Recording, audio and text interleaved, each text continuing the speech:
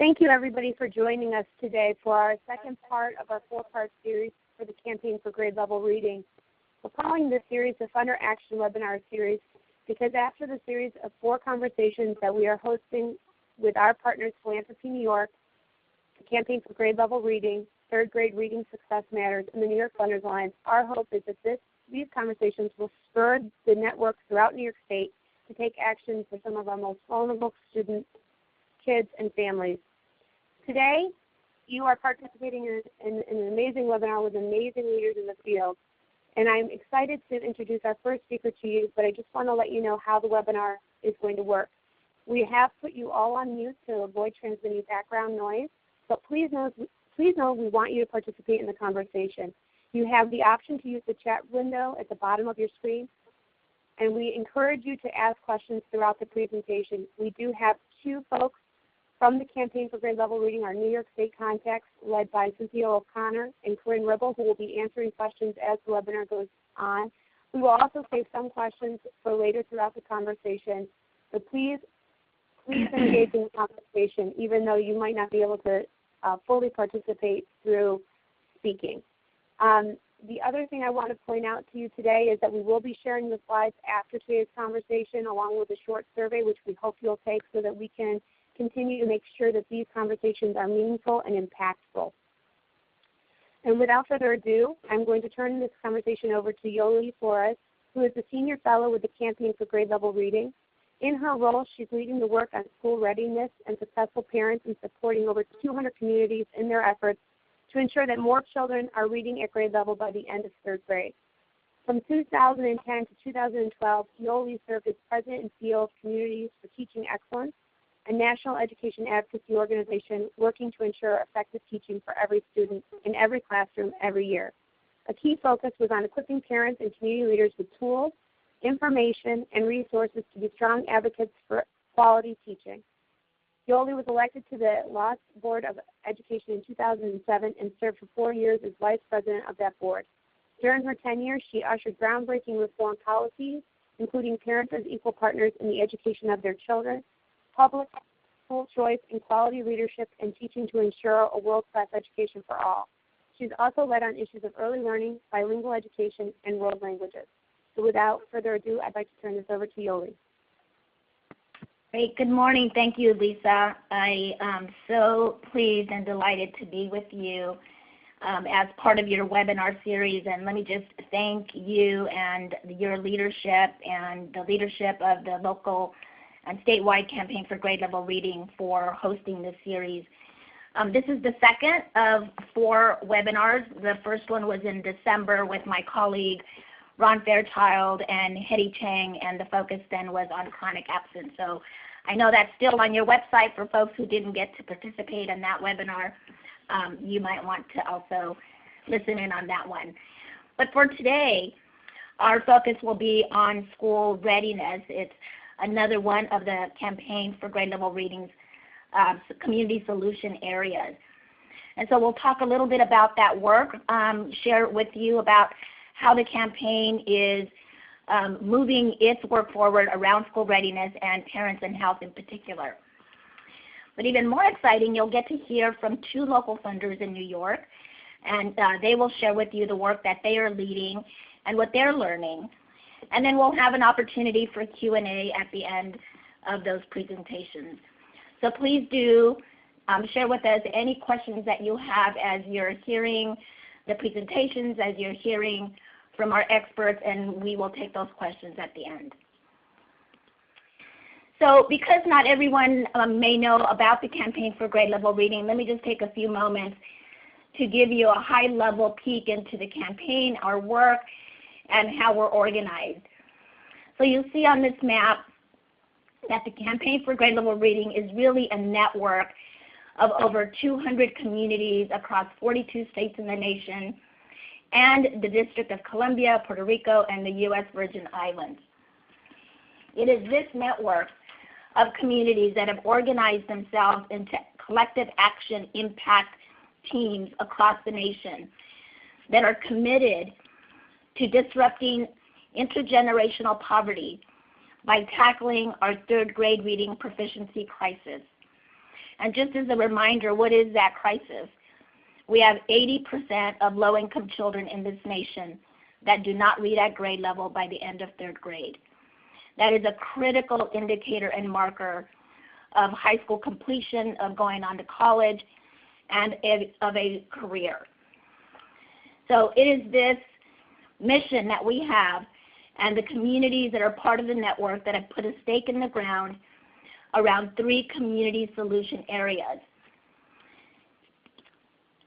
And our goal by the year 2020 is that we will have moved or doubled the number of children from low-income families reading proficiently by the end of 3rd grade in at least a dozen states.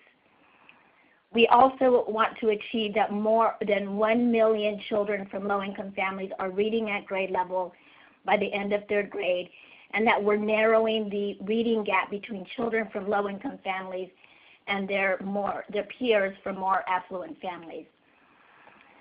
More immediately, our 2016 milestone is that through our community network, we will be able to demonstrate proof points across the nation for our ability to indeed move the needle on more kids being ready for school, on fewer kids being chronically absent, and on more kids having effective and enriching summers so that they are staying at grade level throughout their early grades. In the state of New York, we are thrilled and proud that there are 7 communities that are part of the campaign. This is the work that Cynthia and Corinne are leading and supporting. And this is the roster of the campaign communities in New York. Some of you on the call may already know and be supporting some of these local campaign communities, and for that we are very grateful. So you'll see that there are 7 communities. There is 1 Cortland County that is in progress, and we're excited about that. And we have Dutchess, Orange counties that are organizing to enter into the campaign.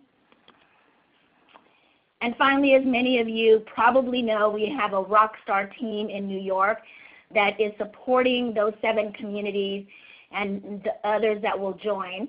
Cynthia O'Connor is our state lead, and Corinne Ribble is her mighty partner. So I know you have this contact information in front of you. We encourage you to check in with them and stay in contact with them about the work in these communities. So before I get started with my presentation, we have a quick poll for you to take. We wanted to get a sense of what your thinking was around school readiness and where you believe school readiness, where the most influence on a child's readiness for school comes from. So if you would take a moment and respond to this poll, and then we'll move on.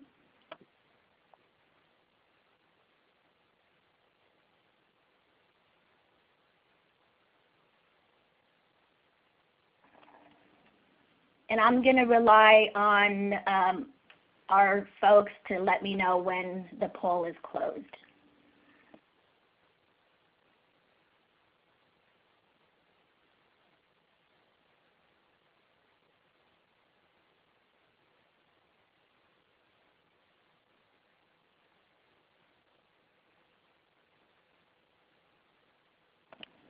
Okay, I'm looking at the results. So I think that 1, 2, 3, 4, 5, 6. I think we're all in. So 4 of you believe that what most influences a child's readiness for school is the zip code they live in. 1 of you believe that it's the family's educational background. And 8 of you believe that what most influences a child's readiness for school is the interaction between parent and child. So let's see what you think after you hear the presentation. We'll share with you some science, some research, what we are learning, what we know. You'll hear that also from our presenters, and we'll let you come to the end of that conclusion, come to the conclusion at the end of our webinar. So let's move on. Oh, actually, there you go. Now you can see the graph with the responses. Okay. So let me jump into the work, the community solution area around school readiness. And as I said, The campaign is addressing 3 community solution areas: the summer slide, the readiness gap, and the attendance gap. So this webinar will focus on the readiness gap. And let me begin by saying that for too many children start school already far behind their peers, and they never catch up. This is especially true for low-income children, that the readiness gap predicts a persistent achievement gap and diminishes prospects for reading on grade level by the end of 3rd grade. So we know that this is a central barrier for children reading at the end of 3rd grade. As we've looked across all of our work, whether it's attendance or readiness or summer, the campaign has learned quite a bit from its communities, from the science, from the research, and has placed 2 big bets, essentially what we know will move the needle on those 3 community solution areas. And that's a focus on parents and a focus on health, both in the early years and in the early grades. As we've learned that, we've also learned through the science that I'll share with you in a moment, that the role that parents play is essential, and that's why it is one of our 2 big bets. And we've spent time listening to communities across the country and really understanding what is the sweet spot, where do we begin to focus our work around supporting parents, because they are so central in whether or not children are ready for school. And in the process, we've come to the conclusion that just focusing on what we mostly generally talk about, which is parent engagement, is not sufficient. We don't always know what that means, where it means different things to different people, but instead we started to ask ourselves questions around what really will help support and equip parents to succeed as their children's first teacher, their brain builder, their best advocate and coach, that high-touch, high-tech manager that they are becoming, and their most important role model. So what you see in this graphic is our focus on what it is that we can do to support parents on those things that will make the greatest impact around school readiness, attendance, and summer. And since we're focused just on readiness for this webinar, I'm going to go a little bit deeper and give you a sense of how we achieved and arrived at the competencies that I'll spell out more specifically under school readiness that you see on this infographic. So our framework on parents starts with what we know from science and research. We've known for over 4 decades that the early years matter quite a lot, and that those experiences are predictive of subsequent academic performance. But it wasn't until 2000 when the National Academy of Sciences released its report called Neurons to Neighborhoods that the science of what we had been learning began to capture the attention of policymakers, the early childhood field, children's advocates, philanthropy, and even economists. One of the report's most powerful statements was that what happens during the first months and years of life matters a lot. Not because this period of development provides an indelible blueprint for adult well-being, which it does, but because it sets either a sturdy or fragile stage for what follows. Since Neurons to Neighborhoods, neuroscience has continued to illuminate our understanding about these highly robust and highly vulnerable early years, and why our full attention to this period matters tremendously, and why we focus our attention on parents. You'll see on this slide what we have learned. What we know today is that the first 5 years of life are more consequential than we ever thought. This is the period where the architecture of the brain, and therefore a child's capacity to learn, is being formed. Every moment, every experience is triggering neurosynaptic connections at a rate of 700 per second. By age 3, 85% of a child's brain is already developed. We also know that the relationships and interactions between young children and the adults that care for them, parents, caregivers, and providers, they are the field for brain development.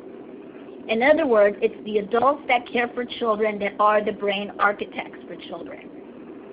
And as Harvard professor Jack Shonkoff reminds us, there is no development without relationships.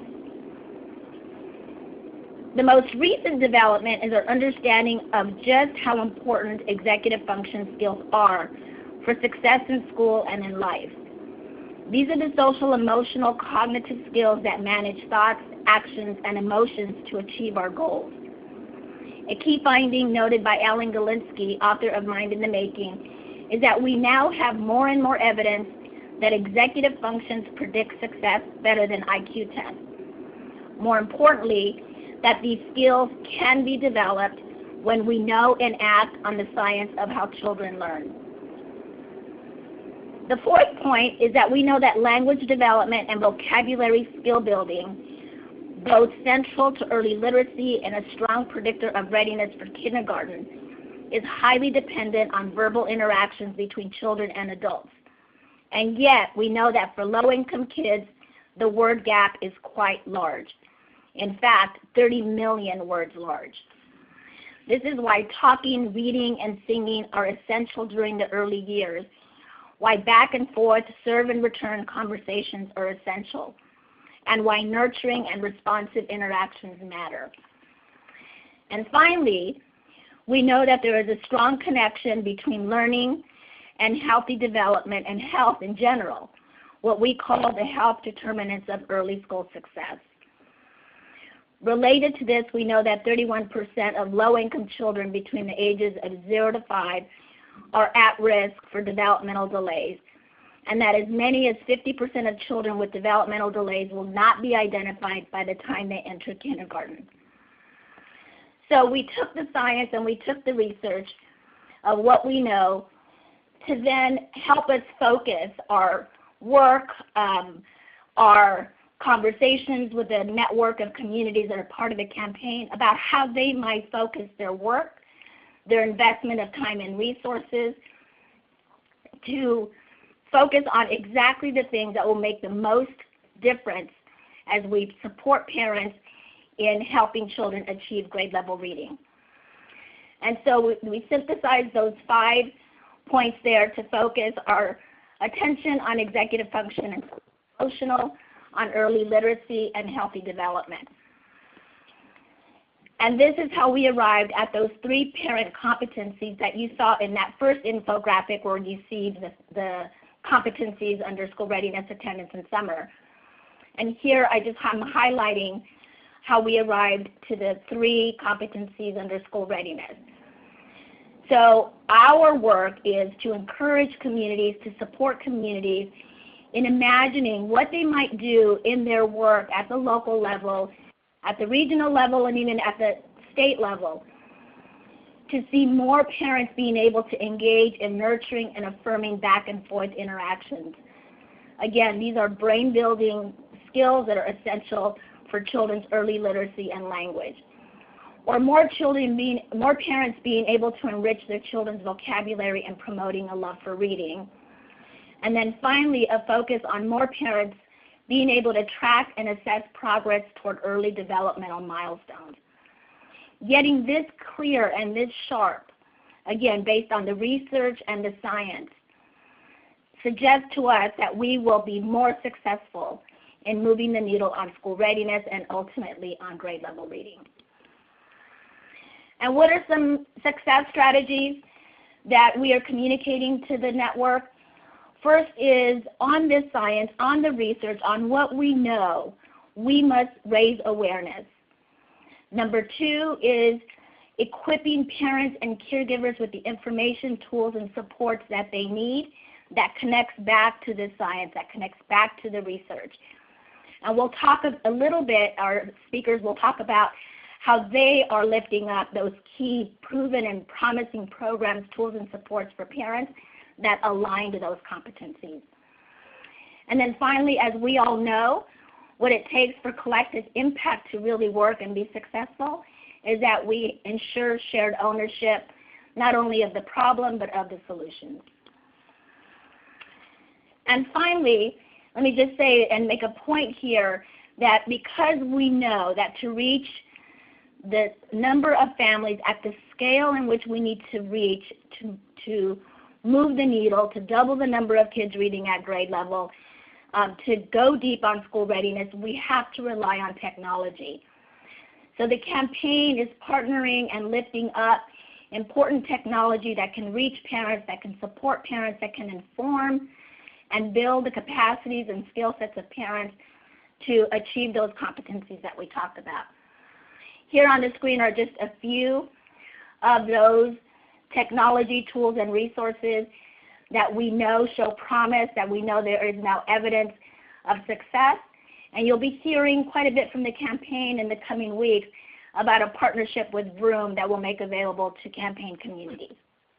And we can talk about some of these if you have questions toward the end, if you have questions about what these are and what their work is in this technology space. So now you'll have an opportunity to hear from two of our partners doing the work, doing the amazing, fabulous work in New York that is aligning to the school readiness, the commitment in New York, that are learning from their work and that are lifting up best practices, and I am thrilled to be able to present each of them to you now.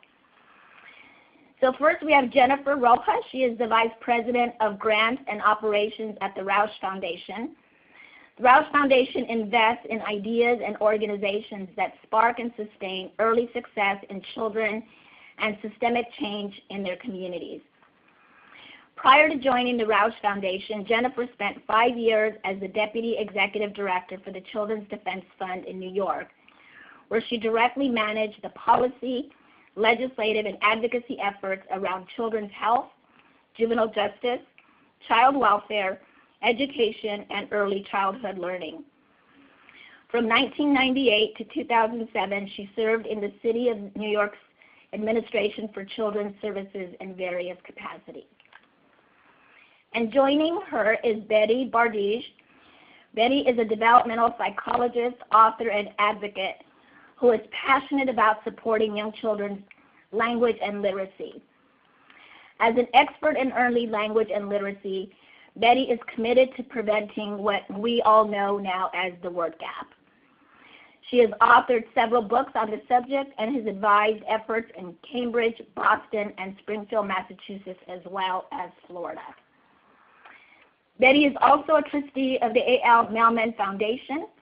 For over 30 years, the A.L. Mailman Foundation has been committed to improving the systems and policies that impact very young children and families. The Foundation's quest is to make quality earlier experiences the norm so that all children are primed for success.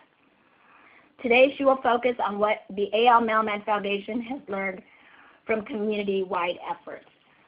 So I'm honored and pleased to introduce both of them and to have them on the panel sharing with you the work they're doing, what they're learning, and how they are helping to move the needle on school readiness in New York.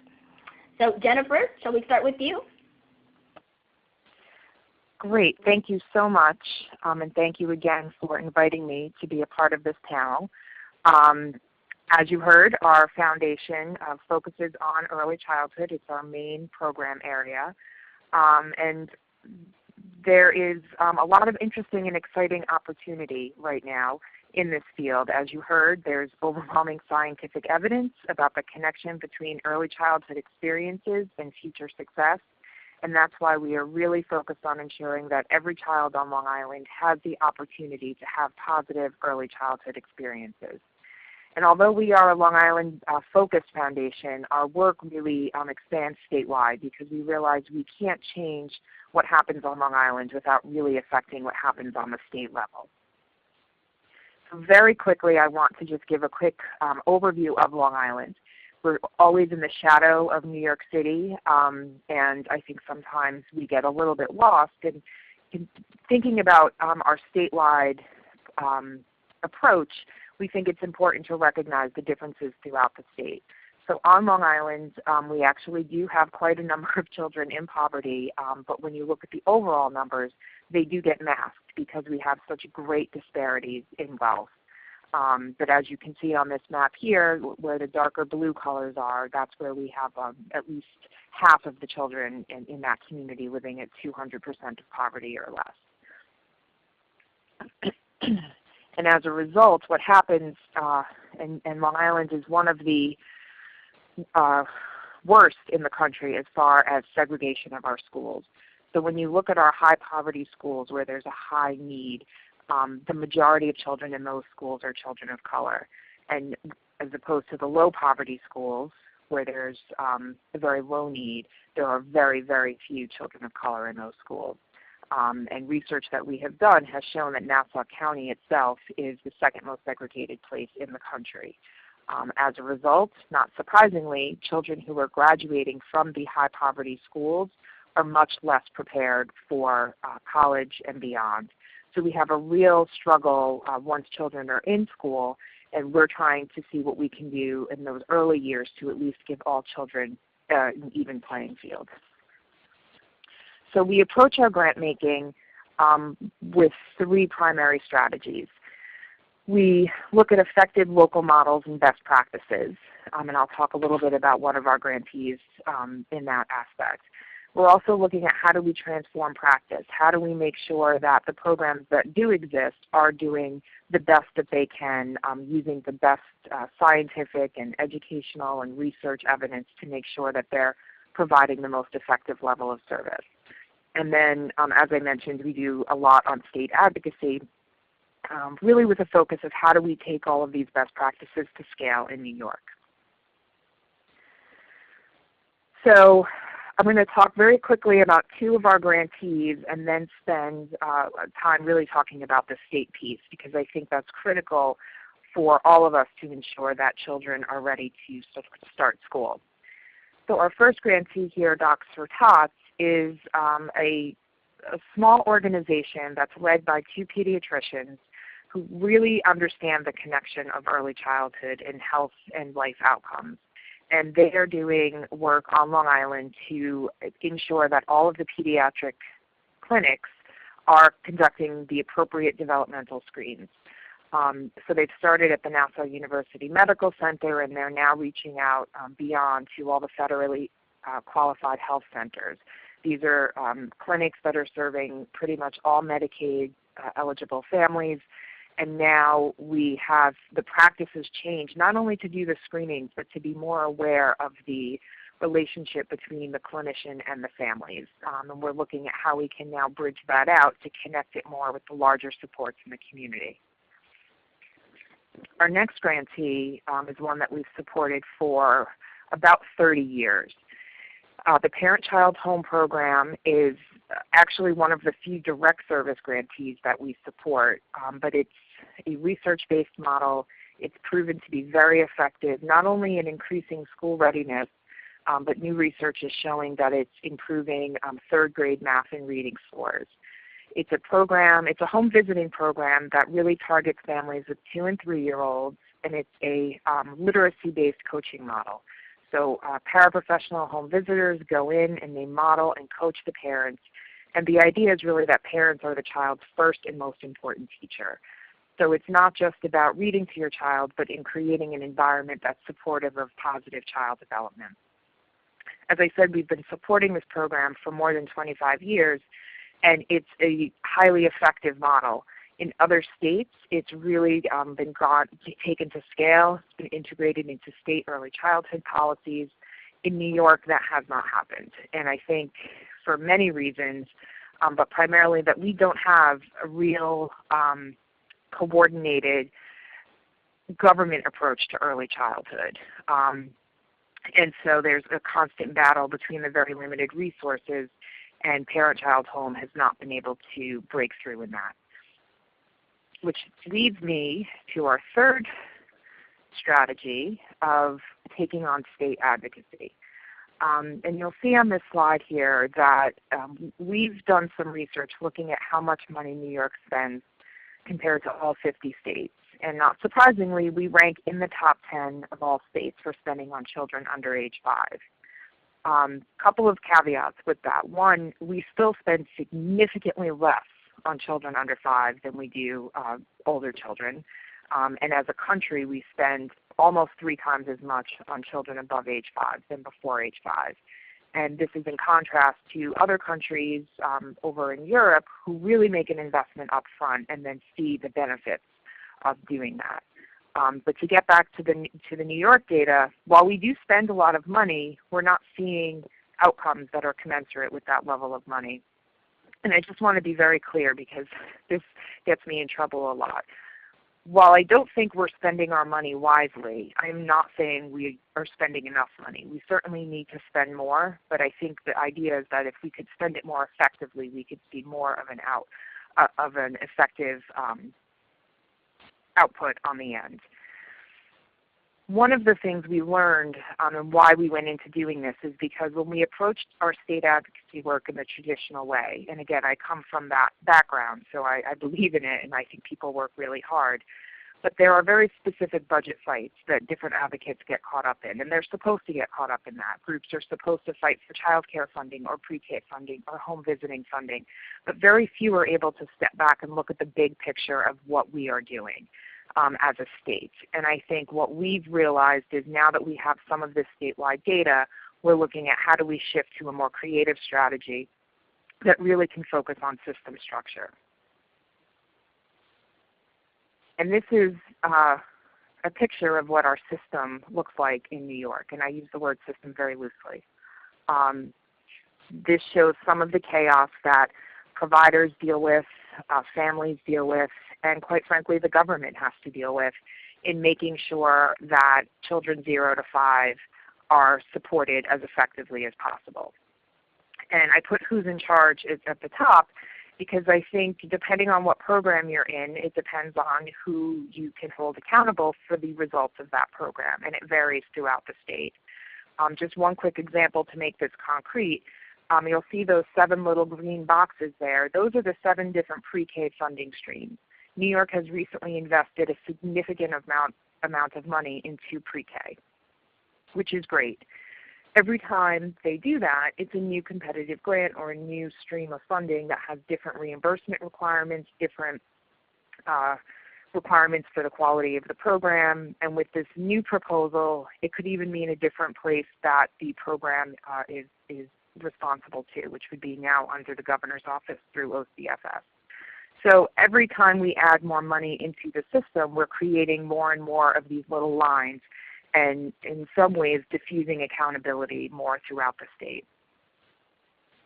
So other states have started to realize this and are starting to shift to have a more coherent and streamlined early childhood system.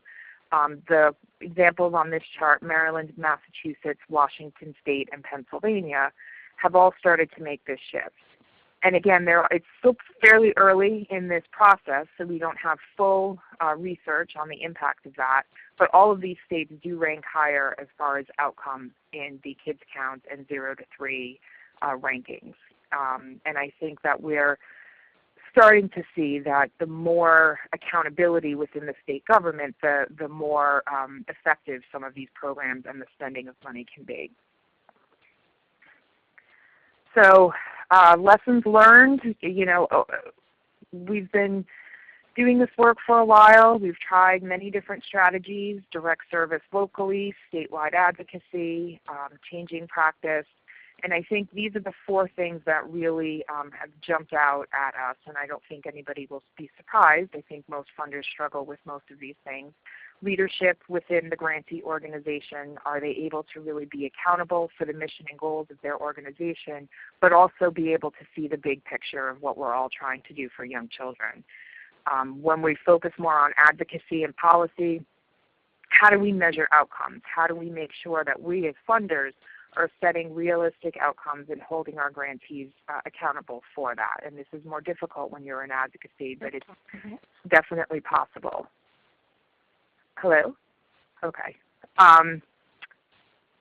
Sustainability, this is a huge challenge, especially in a state where there's not significant funding for programs outside the major ones. So when we do fund a grantee that's providing direct service, we really look at, will the grantee's work have an impact beyond the life of the grant, or are we truly doing a charitable action and keeping that program running to serve families? And related to that is how do we scale it up so that all the children who need a program are able to access it. And lastly, moving forward, we're really excited. We think there's a great opportunity to start focusing on some state system reform work. We think that having statewide partnerships around reflecting the different regional needs is important, and that we really learn from what all of us have been doing around the state as far as best practices and effective models. And as we see more money get put into the early childhood system, I think it's incumbent upon us to make sure that it's being spent effectively and achieving those intended goals that we all have for young children. So thank you very much. I'm excited to work with everybody, and I look forward to moving forward on these opportunities.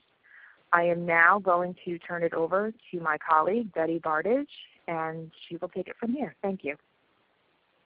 Thank you. So I'm going to focus specifically on the lessons that we've learned, and I'm drawing now not only from the Mellon Foundation's funding that has been in New York. We funded Parent-Child Home Program. We actually funded because we're a national funder, Docs for Talks, when it started.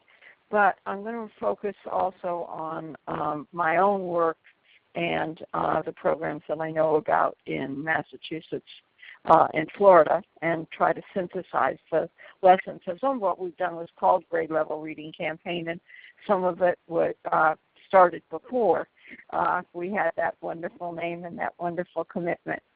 So, first lesson, start early and grow with a child. We know that language is key to literacy. We also know that early language advantages compound. So if we want all our third graders to read at grade level and stay on track when the texts get more demanding, then we need to focus on language, and we need to start at the beginning. The most effective programs start in infancy. Some of them even start before birth. Parent-Child Home Program is effective starting at age 18 months or 2. And they focus on the responsive interactions with parents and caregivers that build children's early language. How much people talk with children, that's a 30 million word gap.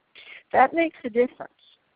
But how they talk and how they talk with children, not at children, is even more important. So our programming needs to start early, and messages like talk, read, and sing need to grow along with the children. Baby talk, board books, nursery games, those are great for babies. They draw them in, they engage them, they help them learn the basics of language and communication. But older children need more. They need extended conversations with lots of back and forth. And those conversations need to include rare as well as common words to build the vocabulary. They need to include talk about the past, the future, hypothetical, the imaginary. Children also need pretend play with peers that involves dialogue and co-construction of stories, and they need enough time to do that. And that's critical not only for language, but also for those executive function skills that Yeli was talking about. They also need broad and deep content knowledge. And, of course, they need to play with sounds and words. They need frequent opportunities to make, especially as they get to be 4 and 5, to make connections between oral and written language. And for children of all ages, these language and literacy building experiences need to be grounded in the nurturing relationships, in the languages, and in the cultures of their families and their communities. So one of the things that we tried in Cambridge and that people have tried in various forms in other places is to use literacy ambassadors. In Cambridge, we recruit them from our English as a second language programs, many of them. Their job is to reach out to families, engage with them, to inform them of resources and programs, to bring them to community building events, to share messages, opportunities, and thought-provoking conversations in ways that are culturally responsive. Boston trains community members to use the ASQ assessments as a way of opening conversations with families about how their children are developing and what community resources might be helpful. Also in Boston, the Smart from the Start program, which is kind of like the Harlem Children's Zone, brings cohorts of expectant parents together in classes that culminate in baby showers, and those are followed by parenting classes and play groups and parent leadership groups. So they build these tight social support groups and cultures that trumpet the importance of early learning and proactive parenting. And when I go there, they say my message is to me. These ongoing groups also build the next cadre of outreach workers and activity leaders, and that's something I know Parent Child Home program does also. They build from within, so that you really have members of the community, people who've been through the program, who are the next group of leaders. Other communities use doctors, teachers, talk show hosts, mommy bloggers, or elders as trusted messengers. And programs like Abriendo Puertas cast their messages in language, media, and styles that are traditional in their communities. So what we've learned is that when we seek population change in diverse communities, one size can't fit all. We need ongoing two-way communication to know what is working and for whom and what we need to tweak. The next lesson is about building the early education capacity because, of course, most of our children are not home with their parents all day. Some of them are. So some of our best literacy ambassadors and language and literacy builders are our early childhood educators, including early Head Start and family child care providers, as well as center-based teachers. But they need support. Many of them are not familiar with recent research in language and literacy development and effective practices. They might know very little about dual language learning, and they're getting a lot more dual language learners today. Or they might not know how to help children with a variety of special needs or how to engage with families whose backgrounds and beliefs might be different from their own. Most of them are severely underpaid and they're undersupported. And their directors might complain that they don't do enough talking or that they talk at children rather than with them.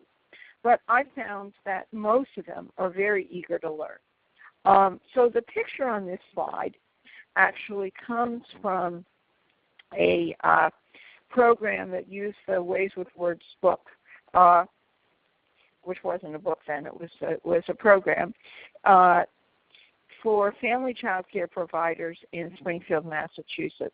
And the course was taught in both Spanish and English because they had Spanish-speaking and English-speaking providers, so they each had their own group. These providers not only mastered the material, they went beyond it. They found lots of creative ways to engage children and their families in language and literacy building activities. Now, from a number of sources, we've learned that professional development works best when we offer it to on-site cohorts or to people who can come together and connect with each other regularly, when we tune into what people need and want to know, when we focus on key concepts and intersperse formal learning with opportunities to apply what you're learning and reflective coaching. And when we build ongoing support through learning circles, through family engagement, and through an organization-wide commitment. Fourth lesson, bring on the books. When books are used well, they're springboards for conversation, and I saw some new research the other day that with 1-year-olds, parents are more likely to have those engaging conversations around a book than they are around a toy or even a puppet. Now, this was lab research. But books also often contain literary language, including words and phrases that children are unlikely to hear in daily conversation. Well-chosen ones touch children's hearts. They can support positive identity, social-emotional resilience, they provoke and answer questions, and they expand horizons. They come in multiple languages, bilingual versions, even wordless books that prompt original storytelling. So these pictures come from programs in Florida. The top shows a family book sharing event with lots of crafts and books and reading. The bottom one shows the Great Wall of Reading that was created in programs serving very low-income families, multilingual. So many of them did not speak English, but they could dictate to the teachers. And what they did is the parents borrowed books from the class library. When they brought them back, they had to write a little or dictate a little card that said something about their child's reaction to the book. And they put these all up very proudly in a Great Wall of Reading, which by the end of the summer covered the entire giant glass doors and windows that opened the center. And so it really built a culture of reading. Other people use family reading parties and book festivals that are more public events. And we do those in Cambridge. And then people get connected that way, and then that's how we hook them up for our more intense, like parent-child program, home program, and other kinds of more intense involvement. Also, it's an opportunity to give away books, and many people use a book giveaway as a way of bringing people in, but also as a way of supporting younger children with literacy and older children around the summer learning loss. Betty, this is Yoli. I'm going to ask you to take one more minute because I think you're getting... That's exactly what I've got. Great, thank you. One more minute. Our final lesson concerns funding for an effort to have impact. It needs to be sustained. That ultimately means public funding. It has to be enough to institutionalize the effective practices and the follow-up activities and to sustain continuous improvement. It might not cost a lot to get parents talking, reading, singing, playing with their babies in language-building ways, but that potential won't be realized if the early educators don't also do enough one-to-one talking and reading with children. If toddler and preschool teachers don't use rich language in extended conversations, supporting children's play and learning of pre-K and kindergarten programs focus so narrowly on decoding skills that they neglect oral language and content knowledge and the social, emotional, executive function skills that are vital for success. So we need to build advocacy, broad coalitions, public-private partnership into our efforts from the beginning. We need to find and create dedicated funding streams that can support coordinated activities. And we need to contain costs through synergies and successes and not through shortcuts to quality. Thank you all for listening, and thank you for your work. Great, thank you. And there's a list of resources here that Betty has made available. You will have all of that on the website. The webinar is being recorded, so make sure that you go there and download some of these resources, which really align to a lot of what you've heard from Jennifer and from Betty. So we're going to take a few quick questions, and the first one really builds, Betty, on what you were just saying. Both you and Jennifer are really talking about the need for policy, for public policy change in the state of New York. One, to begin to close the science policy gap. We know so much. We have deep science and research that tells us how critical it is to start early, the important relationship between parents and their children and caregivers and their children. And yet, there's such a disconnect still in how we fund, what our policies are. So what advice would you give to the listeners about how we might drive that kind of public policy change in New York State? Jennifer, why don't you go first, because you're more embedded in New York than I am. Sure, and that's a great question and one that we've struggled with. I think what seems to have worked in other states is when philanthropy starts to stand up and advocate and push and really help the government make that connection. I think, there are plenty of people working on the state level within our ECAC and other places that feel that same frustration and see that gap, and how can we as funders really help to make a shift. And I think it's through funding effective advocacy and policy work, but also as funders using our voice and our position of influence to try to make those positive changes as well. In Massachusetts, since you held us up, we've a few things have worked. Some things have been frustrating. We do have one early education and care department, and that helped us get the Race to the Top money. That helped us build our quality improvement system. It helped us build more of a system, and it survived a change in governors and a change in parties. So that was very, very helpful. But I would say that there's one big danger to work on is make sure that and this is what we're struggling with this one right now in Massachusetts, is we want universal pre-K. We want that to be expanded. We want it to be real and not just a rubric under which some programs exist and some children get served. But we also don't want it to eat up all of our funding for younger children. So the importance of making sure that you have the whole birth birth through grade 3 continuum or birth through college continuum or whatever, but that you have enough intention to the very beginning.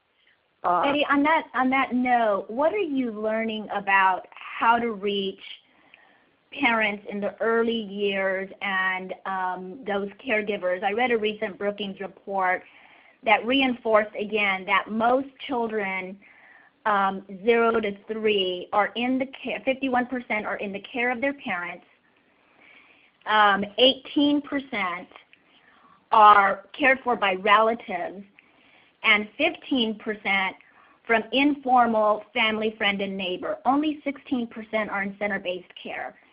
Right. And so how would you recommend either policy, programs, systems, awareness that we can reach those families and equip them with the tools, the resources, and the supports that they need, given all of what we know about what it is that can help children be ready for school? Well, we have a lot of different ways to reach families. We can reach them through home visiting programs. We have a variety of those. We can reach them through, many of them have, they may not be in center-based care, but they've got your family child care providers, or many of them are, in fact, trained early educators. Some of them even have master's degrees.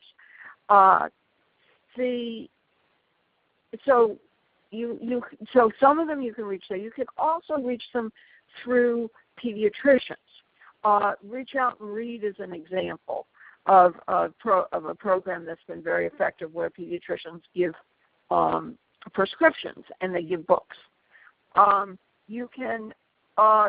There are programs at Well Baby Visits that are more intensive, that reach parents as part of something that they do, Right. Several times a year. It's not as intensive as what you have now. If you have a program like Harlem Children's Zone or Smart from the Start, they reach parents door to door. I mean, they go out and drag them in. Same with our literacy ambassadors. Yeah, and that's exactly, sort of the conversation we also need to lift up about the need to reach these families. Jennifer, last question for you that Lisa is wondering if you could address, and it's going back to the conversation about state. Who are the key people at the state level who are key partners that we can work with on this? And then we'll move from this last question to our next and final slide. Well, I think it's starting with the members of the Early Care and Advisory Council, the advocates who work on the state level, and then looking at who within the different departments will be champions for zero or a birth through third grade approach. I think, that piece that Betty was just mentioning, we have such a push for pre-K in New York State, and yet our child care system is about to completely fall apart if we don't have new funding. So I think it is having that broader view and identifying people who are able to see that bigger picture and not stay within their silo. And I think as funders, sometimes we are a part of that challenge because we fund people to do very specific work, which is our mission, so that's why we do it. But if we can all be a little more aware of how everything plays into each other and how there is an interaction between all of these different programs, then we can maybe start to build more support within the state level. Great, thank you. And we have one more question. If somebody can answer it in 30 seconds or less, and we can do some follow-up for sure. Any suggestions for how funders can identify and assess high-quality programs? I think that I think you want to apply several rubrics. One is you want to look at the science, and are they using effective practices? Is it research grounded? If they've done research and it's expensive, so they might not, and you might have to fund them to do the evaluation. Do they have evidence that the program works? I think a second lens is looking at the community involvement and the match with the community and the acceptance. Is this the right program for this community, for these people? Are they offering something that's a unique fit, or that is a good fit, whether it fits with everybody or it fits specifically? Right. And I guess the third lens is just, do they have the capacity? And again, this is something that you may be able to help them with. Is sometimes you have a great program and it is hanging on by its fingernails financially, and the question is, can you pay enough attention to shoring up that back office stuff that the program can actually continue? Yeah, thank you, Betty. And a much longer conversation, a great question, and we encourage you to really delve into that further. We're at our time, unfortunately, and we wanted to just share a couple things before you all have to leave. First, as a way to continue this conversation, to learn more about what we're learning, what's working, what should funders know and be able to do. These will all be the key highlights of the 2016 Funder to Funder Huddle that's sponsored by the Campaign for Grade Level Reading. It's scheduled for April 7th to 8th in Washington, D.C. You should have already received invitations from Lacey or from Ralph Smith. We would love to have you join us. Put that on your calendar, and if you have questions, you can reach out to me or to Cynthia or to Corinne, and we can give you more information. So I'm going to hand it off. I want to say thank you again for inviting me on behalf of the Campaign for Grade Level Reading, for the work that you're doing in New York to really close this very shameful gap that way too many low-income kids do not read at grade level by the end of third grade. We're on the way to close that gap, and you're all part of it, and we could not be more grateful. So I'll hand it over back to you, Lisa. Thank you, and thank you so much to all of our presenters today. As Yoli just said, our presenters are interested in furthering this conversation. Today is just the beginning of what we hope will be an ongoing conversation. And I want to thank Betty and Jennifer for your expertise on today's call. I also want to highlight that the part 3 of our conversation on summer learning will be next month on March 16th at 11 a.m. We will get that invitation out to everybody across both the Philanthropy New York and the New York Funders Alliance network. And we at New York Funders Alliance and Philanthropy New York will have the first 2 conversations available for you. So if you missed Conversation 1 or you want to share Conversation 1 or Conversation 2 with your networks, with your boards, with your staff, please know that we are making that available to you.